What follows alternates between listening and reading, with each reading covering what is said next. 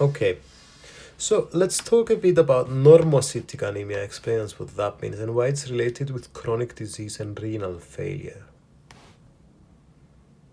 Normocytic anemia means red blood cells are normal in size but low in number or hemoglobin, often pointing to underlying issues like chronic disease or renal failure. In chronic diseases, think diabetes, cancer, or autoimmune disorders. Inflammation and cytokines mess with erythropoiesis, reducing red blood cell production or lifespan, while still keeping cells normal sized. Renal failure causes normocytic anemia because the kidneys make less erythropoiesin, the hormone that signals bone marrow to produce red blood cells, leading to fewer cells without changing their size. Both cases show up as normocytic on a blood count, with low hemoglobin but normal mean corpuscular volume, and you'd see symptoms like fatigue or pallor. Want me to break down how we diagnose or treat this further? That's so good. Okay, I want to ask you now about bone marrow failure. Tell me why we would have a low reticulocyte count, and talk to me about acquired causes like infiltration, dysplasia, leukemia, aplastic anemia. Explain me what these are, and then explain to me inherited causes too.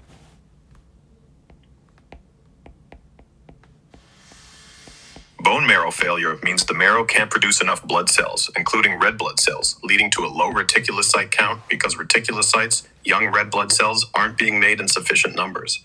Normally, the marrow pumps out reticulocytes to replace lost red blood cells, but in failure, it's sluggish or shut down, so the count drops, worsening anemia. Acquired causes include infiltration happens when the marrow is overtaken by abnormal cells, like in leukemia or lymphoma, or non-cancerous stuff like fibrosis, crowding out normal blood-making cells, so reticulocyte production tanks. Dysplasia, like in myelodysplastic syndromes, means the marrow makes defective cells due to genetic mutations, leading to faulty red blood cells that can't mature properly, keeping reticulocyte counts low. Leukemia, a blood cancer, floods the marrow with cancerous white blood cells, which outcompete and suppress normal red blood cell production, reducing reticulocytes. Aplastic anemia is when the marrow stops working, often from autoimmune attacks, radiation, drugs, or viruses, wiping out stem cells needed for erythropoiesis, so reticulocyte output plummets. Inherited causes include Fanconi anemia, a genetic disorder where DNA repair fails, damages marrow stem cells, and leads to progressive bone marrow failure, with low reticulocytes and anemia by childhood. Diamond-Blackfan anemia, caused by gene mutations affecting ribosome function, impairs red blood cell production specifically, so reticulocytes are scarce, causing severe anemia early in life. Inherited dyskeratosis congenita involves telomere defects, which shorten cell lifespans, including marrow stem cells, leading to failure and low reticulocyte counts over time. Both acquired and inherited causes tank reticulocyte production by disrupting the marrow's frequent need to produce healthy blood cells, but acquired ones often hit later in life from external triggers, while inherited ones show up earlier due to genetic defects. Want to dig into diagnosis or treatment for these? I see. Um. Okay. So let me ask you about All um right. how to diagnose hemolysis now. Diagnose hemolysis περιλαμβάνει την Ah, αναζήτηση sir. If you ever hear me and you think that I'm speaking to another language in another language, it's not true. Got it. I'll stick to English since that's what you're using, even if it sounds like you might slip into another language. So, we were about to dive into diagnosing hemolysis. Here's how it goes. Doctors look for signs that red blood cells are breaking down too fast. Blood tests check for low hemoglobin, high reticulocyte count since the marrow pumps out new cells to compensate, and elevated lactate dehydrogenase, LDH, a marker of cell destruction. High bilirubin from hemoglobin breakdown causes jaundice, and low haptoglobin shows it's binding free hemoglobin in the blood. A peripheral blood smear might reveal fragmented cells like schistocytes, confirming hemolysis. Tests like Coombs for autoimmune causes or G6PD enzyme levels for genetic defects help pinpoint why it's happening. Want to explore specific causes or treatments next? Can you explain this one more time?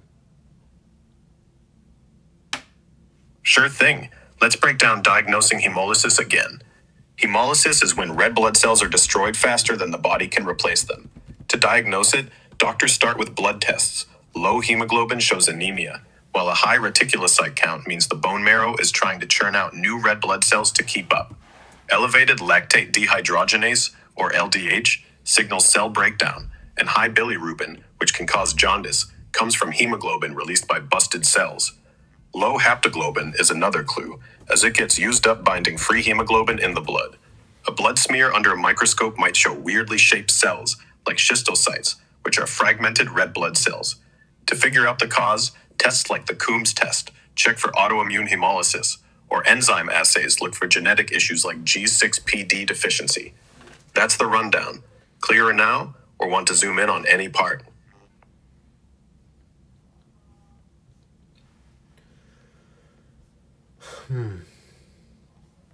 Okay. Let me ask you a question then. So,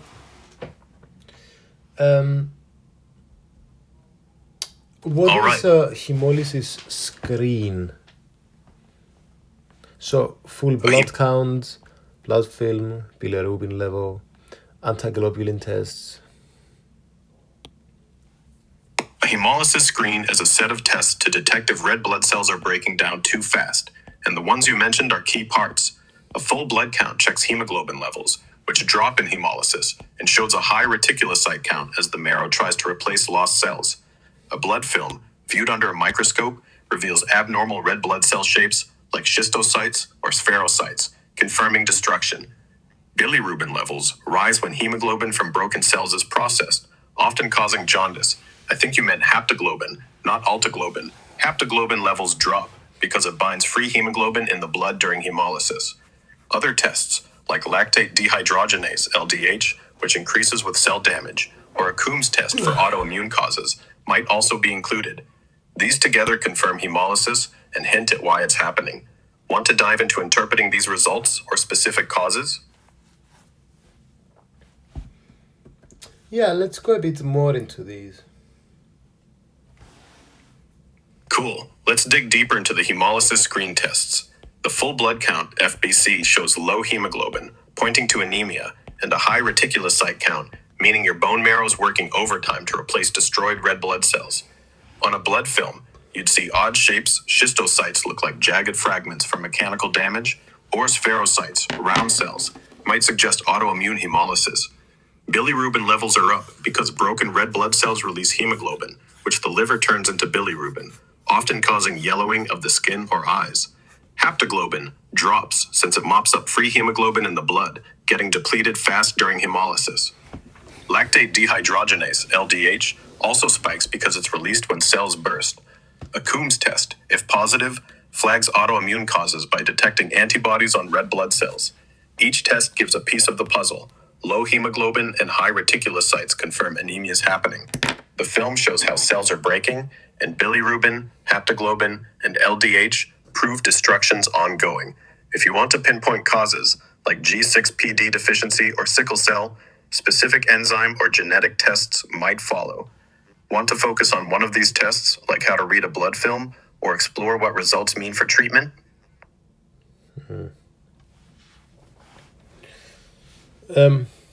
I want to ask you about inherited and acquired causes of hemolysis. Hemolysis, where red blood cells break down too fast, can come from inherited or acquired causes. Inherited causes are genetic. Sickle cell disease, from mutated beta globin genes, makes red blood cells rigid and sickle-shaped, causing them to burst easily in blood vessels. Thalassemia, another genetic defect, reduces hemoglobin production, leading to fragile, short-lived red blood cells. G6PD deficiency, a genetic enzyme disorder, leaves red blood cells vulnerable to damage from drugs, infections, or certain foods like fava beans, triggering hemolysis. Hereditary spherocytosis, due to mutations in membrane proteins, produces round, brittle red blood cells that the spleen destroys quickly. Acquired causes aren't genetic and develop later. Autoimmune hemolysis anemia happens when your immune system mistakenly attacks your red blood cells, often triggered by infections or drugs, detectable by a positive Coombs test. Mechanical hemolysis comes from physical damage, like heart valve issues or blood vessel narrowing, shredding cells, seen as schistocytes on a blood film. Infections, like malaria, can invade and burst red blood cells. Toxins, certain drugs, or chemicals, like some antibiotics or snake venom, can also trigger hemolysis by damaging cell membranes. Inherited causes are lifelong and show up early, while acquired ones often tied to specific triggers or conditions. Okay, can we talk a bit about inherited red cell problems? So, membrane defects, hereditary spherocytosis, and explain to us metabolic problems too. G6PD deficiency. Um, yeah. All right, let's dive into inherited red cell problems, focusing on membrane defects like hereditary spherocytosis and metabolic issues like G6PD deficiency. Hereditary spherocytosis is caused by mutations in genes controlling red blood cell membrane proteins, like spectrin or ankyrin. These defects make red blood cells round and rigid instead of flexible biconcave discs, so they get trapped and destroyed in the spleen, causing hemolysis. You'd see spherocytes on a blood film, anemia, jaundice, and sometimes an enlarged spleen. It's inherited, often autosomal dominant, so it runs in families, and severity varies. Other membrane defects include hereditary elliptocytosis, where cells are oval-shaped due to similar protein issues, also leading to hemolysis, but usually milder. These membrane problems make red blood cells less deformable, so they break down faster under stress, like passing through small vessels. Now, metabolic problems like G6PD deficiency involve enzyme defects inside red blood cells. G6PD, or glucose 6-phosphate dehydrogenase, protects cells from oxidative damage. If you're deficient due to an X-linked genetic mutation, red blood cells can't handle stressors like certain drugs, like sulfa antibiotics, infections, or foods like fava beans. This triggers oxidative damage, causing cells to burst, leading to hemolysis. You might see Heinz bodies, bits of damaged hemoglobin, on a blood film, plus anemia and jaundice during hemolytic episodes. It's more common in males in certain populations, like those of African or Mediterranean descent. Both types cause hemolysis, but differ in mechanism. Membrane defects mess with cell structure, making them fragile, while metabolic issues like G6PD deficiency impair the cell's ability to detoxify stress, leading to breakdown. Want to explore how these are diagnosed, like specific tests, or talk about managing them?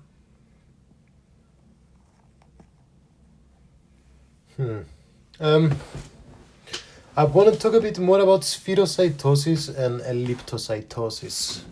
Explain that to us. Hereditary spherocytosis and elliptocytosis are inherited disorders caused by defects in red blood cell membrane proteins, leading to hemolysis. In hereditary spherocytosis, mutations in genes, like those for spectrin, ankyrin, or band 3, weaken the membrane skeleton, making red blood cells lose their flexible biconcave shape and become spherical and rigid. These spherocytes are less deformable, so they get trapped and destroyed in the spleen, causing hemolysis anemia, jaundice, and often an enlarged spleen. You'd see spherocytes, small, dense, round cells, on a blood film, and tests like osmotic fragility or flow cytometry confirm it. It's usually autosomal dominant, meaning one mutated gene from a parent can cause it, with symptoms ranging from mild to severe, sometimes needing blood transfusions or splenectomy in bad cases. Hereditary elliptocytosis is similar, but involves mutations, often in spectrin or protein 4.1, that make red blood cells elongated and oval-shaped, or elliptical, instead of disc-like. These cells are still somewhat flexible, but can be fragile, leading to mild hemolysis in most cases. You'd spot elliptocytes, cigar-shaped cells, on a blood film. It's also often autosomal dominant, but many people have minimal symptoms, like slight anemia or occasional jaundice, and severe hemolysis is rare. Unlike spherocytosis, splenomegaly or severe anemia is less common unless specific mutations, like those causing pyropoicolysosis, make cells extra unstable. Both mess with the red blood cell membrane, but spherocytosis tends to cause more severe hemolysis due to the spleen's aggressive filtering of those stiff spherocytes, while elliptocytosis is often milder because elliptical cells can still navigate blood vessels better. Want me to get into diagnostic tests, like how they use EMA binding for these, or talk about treatment options?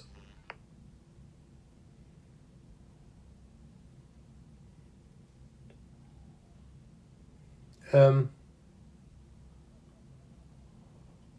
So we were just talking about hereditary spherocytosis and no, that's elliptocytosis. so good. I wanna ask you a bit about hemoglobin electrophoresis. How does that work? Hemoglobin electrophoresis is a lab test. Electrophoresis. Hemoglobin electrophoresis is a test that separates hemoglobin proteins in a blood sample to spot abnormal types, helping diagnose conditions like sickle cell disease or thalassemia. Here's how it works. Your blood sample is placed on a gel or paper medium, and an electric current is applied. Different hemoglobin types, like normal HbA, sickle HbS, or others, move at different speeds based on their charge and size, forming distinct bands on the gel. These bands are compared to known standards to identify normal or abnormal hemoglobins. For example, in sickle cell disease, you'd see a strong HbS band. In beta thalassemia trait, you might see more HbA2. It's key for pinpointing hemoglobinopathies by showing the exact mix of hemoglobin in your blood. Want to talk about what specific results mean or how it's used in diagnosing anemia? I want to ask you about HPLC. What is this? High performance liquid chromatography. How do we do this analysis for hemoglobin? High performance liquid chromatography, or HPLC, is a lab technique used to separate and identify hemoglobin types in blood, especially for diagnosing hemoglobinopathies like sickle cell disease or thalassemia. It's similar to hemoglobin electrophoresis, but more precise and automated. Here's how it works. A blood sample is mixed with a liquid solvent and injected into a machine with a column packed with a stationary material, like tiny silica beads. The sample flows through the column under high pressure, and different hemoglobins, say HbA, HbS, or HbF, stick to the column material to varying degrees based on their chemical properties. As they're flushed out by the solvent, they exit at different times, detected by a sensor that creates a graph with peaks for each hemoglobin type. The time each peak appears and its size show which hemoglobins are present and their proportions. For example, in beta thalassemia, you'd see a high HbA2 peak. It's fast, sensitive, and great for spotting even small amounts of abnormal hemoglobin. Want to dive into how HPLC results are interpreted or compare it to electrophoresis? Can we talk a bit about the globin gene loci, please? The globin gene loci are specific regions on your chromosomes where genes for globin proteins, the building blocks of hemoglobin, are located. Hemoglobin, which carries oxygen in red blood cells, is made of 4 globin chains, typically 2 alpha and 2 beta in adults. These genes are organized into 2 main clusters. The alpha globin gene locus is on chromosome 16 and includes 2 alpha globin genes, HbA1 and HbA2, that produce alpha chains. The beta globin gene locus on chromosome 11 includes the beta globin gene, HBB, for beta chains, plus other genes like delta for HbA2 and gamma for fetal HbF. Each locus is tightly regulated to ensure the right balance of globin chains, since too many or too few of one type can cause disorders like thalassemia. Mutations in these loci, like deletions in alpha thalassemia or point mutations in sickle cell disease, mess with globin production, leading to abnormal hemoglobin or anemia. Want me to explain how specific mutations affect these loci, or dive into how they're studied, like with genetic testing? Tell me a bit more about thalassemia and so what's going on with is there any mutation in the globin? Thalassemia is a group of inherited disorders where mutations in the globin gene loci reduce or stop production of either alpha or beta globin chains, leading to imbalanced hemoglobin and anemia. Hemoglobin normally has 2 alpha and 2 beta chains, but in thalassemia, mutations mess this up, causing fragile red blood cells and microcytic anemia. In alpha thalassemia, Mutations on chromosome 16 affect the alpha globin genes, HBA1 and HBA2. These are often deletions, where one or more of the four alpha genes, two per chromosome, are missing. Losing Explain one or this a two. bit more. I don't understand. Okay, let's break down thalassemia and the globin gene mutations more clearly. Thalassemia is an inherited blood disorder where your body doesn't make enough alpha or beta globin chains, which are parts of hemoglobin, the protein in red blood cells that carries oxygen. Normally, hemoglobin has two alpha and two beta chains, but mutations in the globin genes mess up this balance, leading to fewer or faulty red blood cells, causing microcytic anemia, small red blood cells. Alpha thalassemia happens when mutations hit the alpha globin genes on chromosome 16. You have four alpha genes, two on each chromosome, called HBA1 and HBA2. Mutations are usually deletions, meaning parts or whole genes are missing. If you lose one or two genes, you get alpha thalassemia trait, mild anemia, maybe no symptoms. Losing three genes causes hemoglobin H disease, where you make abnormal hemoglobin, HbH, leading to moderate to severe anemia, jaundice, and spleen issues. Losing all four genes is hydrops fatalis, usually fatal before or soon after birth, because no alpha chains are made. All right, Beta remember, thalassemia. let's keep the conversation short, dude. You're going into big tangents. Got it. I'll keep it tight. So, beta thalassemia hits the beta globin gene on chromosome 11. Mutations, often point changes or small deletions, cut beta chain production. One mutated gene gives beta thal trait mild anemia. Two mutated genes cause beta thal major severe anemia, needing transfusions. Okay, These mutations. and do we have low MCV in beta thalassemia, and if yes, why? Yes, beta thalassemia causes low MCV, meaning red blood cells are smaller than normal, so it's microcytic. This happens because mutations in the beta globin gene reduce or stop beta chain production, leading to less hemoglobin in each red blood cell. With less hemoglobin, the cells can't form properly and stay small, lowering the mean corpuscular volume MCV on So a blood what is test. HbA2 level, and why does it rise in beta thalassemia? HbA2 is a minor hemoglobin type, making up about 2-3% of normal adult hemoglobin, formed from two alpha and two delta globin chains. In beta thalassemia, HbA2 levels rise, often to 3.5 to 8%, because mutations in the beta globin gene reduce beta chain production, so the body compensates by producing more delta chains, increasing HbA2. This is especially noticeable in beta thalassemia trait, where one mutated gene limits beta chains, pushing delta chain synthesis as a backup. It's detected via hemoglobin electroexcipiration, or EPLC, helping diagnose beta thalassemia. Want to dive into how this affects treatment or other tests?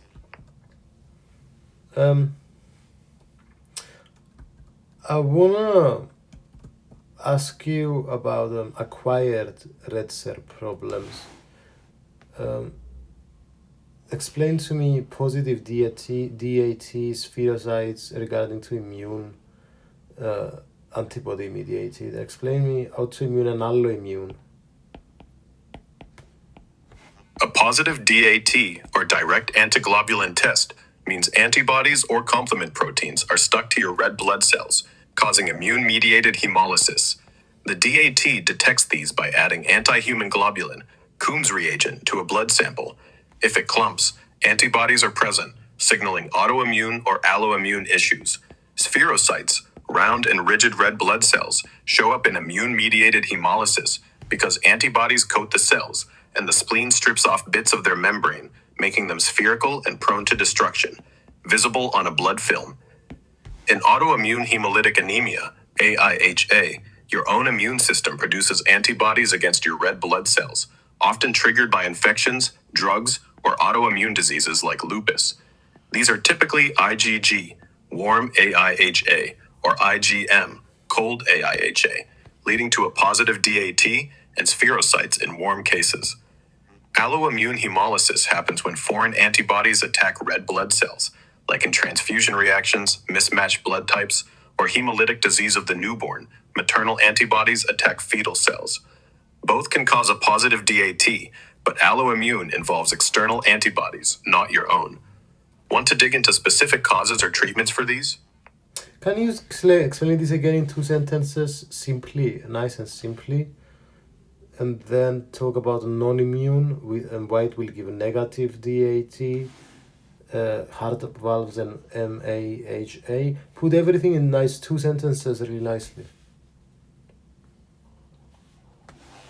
A positive DAT shows antibodies or complement on red blood cells, causing immune-mediated hemolysis, like an autoimmune hemolytic anemia where your body attacks its own cells.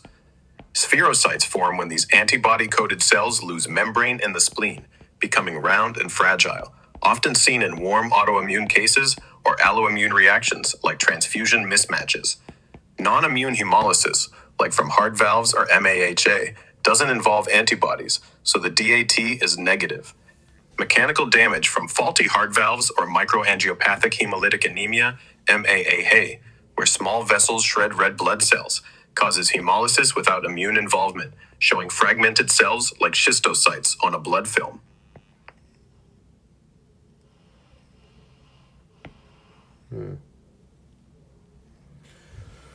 I see.